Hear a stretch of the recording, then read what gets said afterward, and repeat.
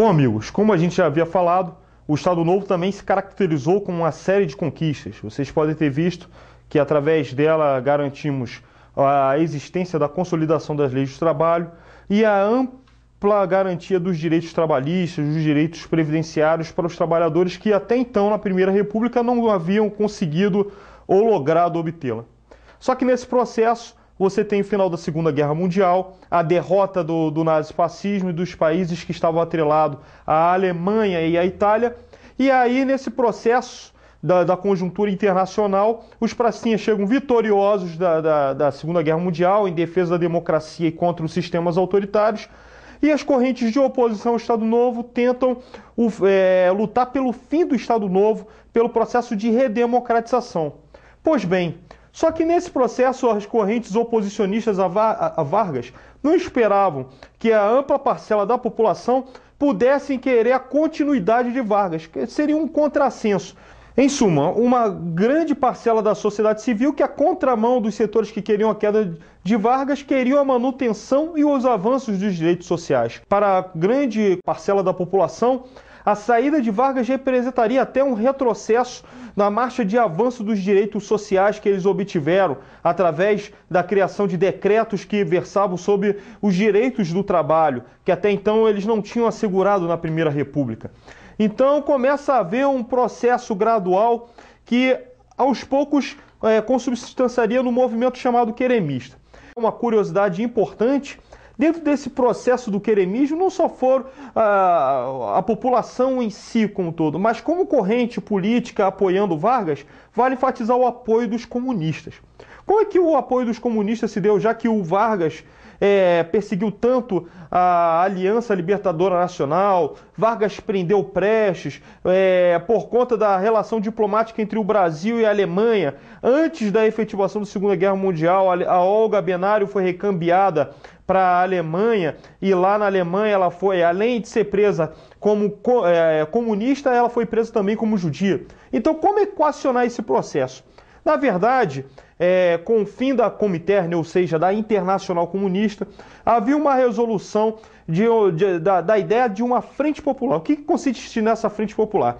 Que era necessário unir amplos setores da sociedade, desde os movimentos liberais, os movimentos burgueses, até os movimentos de esquerda, todos com o sentido de defender a democracia, todos no sentido de combater o nazifascismo. Ou seja, os erros que os comunistas haviam cometido no passado na Europa, de se confrontar com os trabalhistas, eles viram que por conta desse confronto desses dois segmentos de esquerda, começou a ter ascensão um movimento de extrema-direita, ou seja, na Itália com o fascismo, ou na Alemanha o nazismo.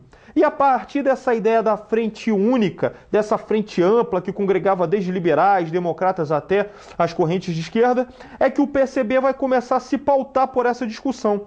E em 1943, há uma conferência chamada Conferência da Mantiqueira. O que consistia essa conferência? Era para dizer quais as resoluções do PCB dentro desse período que estava tendo a Segunda Guerra Mundial. No caso, 43 para 44, já havia uma mudança do cenário conjuntural da guerra, em que as tropas nazifascistas estavam recuando frente aos aliados, que no caso eram Estados Unidos, União Soviética, Inglaterra e França. Pois bem, nessa Conferência da Mantiqueira, além dos comunistas elegerem Luiz Carlos Prestes como seu secretário-geral, embora ele estivesse preso, foi definida a corrente vencedora que defendia o alinhamento do Partido Comunista com Getúlio Vargas. Por quê? Porque haviam duas teses. A primeira tese é que não deveria apoiar o governo Vargas porque achava-se que o governo Vargas era um governo de traição nacional. Por outro lado, as correntes que venceram esse processo defendiam: não, nós sabemos que existem elementos de direita no Estado Novo, mas também existem correntes patrióticas, setores progressistas dentro do governo Vargas, e o governo Vargas tem sido um governo que defendeu os trabalhadores e na Segunda Guerra está ao lado dos aliados. Então, foi partindo desse pressuposto que os comunistas eles se basearam por esse princípio e se adentraram no movimento queremista. Com a aliança entre trabalhistas e comunistas no movimento queremista, e o movimento queremista tomando uma amplitude tamanha se comparado até ao movimento da Direta Já na década de 80, Esse movimento teve um tamanho tão grande que, para os Estados Unidos, após a Segunda Guerra Mundial, seria inconveniente a continuidade de Vargas, até porque a agenda nacionalista de Vargas colidiria com os interesses imperialistas norte-americanos. Daí que os setores liberais, aliados aos Estados Unidos, e a recém-criada UDN resolve derrubar Getúlio Vargas. E na derrubada de Getúlio Vargas com o Estado Novo, morre-se totalmente o movimento queremista, mas em contrapartida, como dissemos há pouco, seria a partir do movimento queremista que geraria as condições para que se criasse o Partido Trabalhista Brasileiro. Dentro desses partidos políticos, você tem, em geral, 4 novos partidos políticos. De um lado, você tem a União Democrática Nacional, a UDN, que consistia dos setores antigetulistas, inicialmente com o processo de redemocratização e com a oposição ao governo constituído por Getúlio Vargas através do Estado Novo. Você tem os setores oposicionistas à direita, que são as correntes liberais ou os famosos punhos de renda, como o Brizola falava em referente ao grupo elitista da UDN, ligado por Paulo Brossard. Você tem desde os setores liberais conservadores até os segmentos à esquerda que constituiriam a chamada esquerda democrática.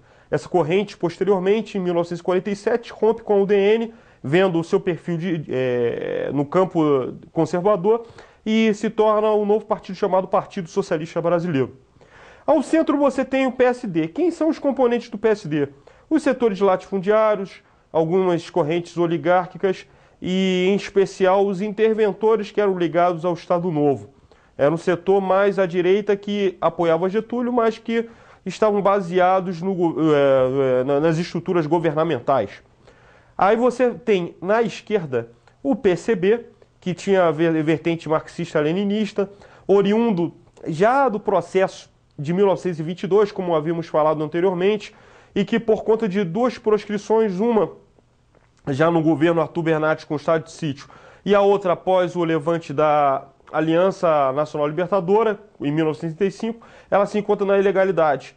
No processo de ilegalidade, o PCB participa do processo presidencial, o candidato Iedo Fiuza tem 10% dos votos, e o PCB, em sua base, ele simplesmente se credencia como uma força progressista, porque ele elege um senador com uma votação expressiva, que é o Luiz Carlos Prestes, e mais 14 deputados federais. Inclusive, a força do PCB nesse período é tão grande que na Câmara Municipal do Rio de Janeiro, ou no caso no Distrito Federal, ele elege 18 vereadores no processo que ele elege a metade da Câmara Municipal. Ele ocupa câmaras municipais e prefeituras importantes. Inclusive, no momento que o PCB é proscrito, ele elege o prefeito de Santo André, mas o prefeito de Santo André, que era o Armando Mazeu, não consegue se tomar posse pelo fato dele ser comunista. O PCB está proscrito. Então, dado esses 3 partidos, a gente vai falar da origem do PTB. Como é que o PTB surge? Na verdade, havia o PSD, recém-fundado, que seria o partido do Getúlio Vargas, só que tem dentro do PSD a ala dos trabalhadores, a ala trabalhista, que era liderada pelo José Vecchio. José Vecchio era o presidente do Sindicato dos Estivadores, no Rio Grande do Sul. E ele liderava um processo que tinha uma grande representação de trabalhadores no Rio Grande do Sul. O que acontece? Ele não se sente representado pelo PSD e dentro desse processo ele junta um conjunto de trabalhadores em contato com os trabalhadores do Distrito Federal e começa a construir a ideia de um partido voltado para os trabalhadores. Nesse sentido, o Partido Trabalhista Brasileiro é criado. Vargas, vendo que é uma possível legenda que dê representatividade junto às massas e que servisse como anteparo ao Partido Comunista, ele vai e apoia e evita todos os esforços para a consecução da criação do PTB. Vale lembrar que muitos historiadores dentro da historiografia tradicional, usando-se dos depoimentos do Hernani, do Amaral Peixoto e da Celina do Amaral Peixoto, Celina Vargas do Amaral Peixoto, tentam descredenciar a origem popular do PTB, dizendo que o PTB seria a outra face daquilo que Vargas projetaria como partido. Num lado seria o PSD, do outro o PTB, para esvaziar o PCB. Mas nessa abordagem ela esvazia a iniciativa popular, a iniciativa dos trabalhadores em criar um partido para si. E eu sou adepto dessa corrente historiográfica, em que privilegia a participação dos trabalhadores para que se crie uma nova legenda, que no caso seria o PTB. E nesse processo a gente vai ver que na primeira etapa o PTB seria um partido essencialmente de trabalhadores e que tinha também quadros do antigo Ministério do Trabalho, como o Alexandre Marcondes Filho. Você vai ter um empresário ligado à corrente dos trabalhadores, chamado Hugo Borg, que aposta na criação do novo PTB como partido dos trabalhadores, e você vai ter um partido obreirista nesse princípio. Tanto que você tem a entrada dos bacharéis, ligado ao USB, como o Alberto Pasqualini, e a fundação da própria ala moça dentro da legenda trabalhista, em que poderia até mesmo dar uma complicação dentro do caráter obreirista que o José Vecchio queria dar. Entra o Brizola, Fernando Ferrari, Sereno Chese na ala moça e mais o Alberto Pasqualini, e você tem uma qualificação maior ideológica e até mesmo de pensamento daquilo que, como que se constituiria-se o PTB. Nesse período do Dutra eleito, há uma aliança entre o PSD e o PTB, que vence as eleições de 45 contra o Eduardo Gomes da UDN e Edu Fiuza do PCB. E você tem um governo que, embora o Dutra se comprometesse em tese com Vargas na constituição de um governo que garantisse os direitos trabalhistas da era do Estado Novo, no entanto, o governo de Dutra começa a dar uma sinalizada de ter um viés conservador. Como é que dá esse viés conservador? Primeiro porque você tem a doutrina Truman após a Segunda Guerra Mundial. A doutrina Truman consiste que os Estados Unidos deveriam assegurar o processo democrático, um processo liberal, contra todas as tentativas postuladas da União Soviética, que tinha a sua proposta socialista. E nesse processo da doutrina Truman, você automaticamente tem um realinhamento do mundo em dois blocos, e aí que se dá a Guerra Fria, na disputa entre o bloco capitalista, carreado pelos Estados Unidos, e o bloco comunista ou socialista, liderado pela União Soviética. O que acontece no Brasil? Automaticamente, como Dutra ele tinha sua feição anticomunista, ele vai se alinhar aos Estados Unidos. Como que isso reverbera no Brasil? Isso reverbera com a criação do Decreto-Lei 9070, que criminaliza e retira os direitos fundamentais de greve como arma para a classe trabalhadora poder reivindicar a ampliação dos seus direitos ou para que seus direitos sejam protegidos.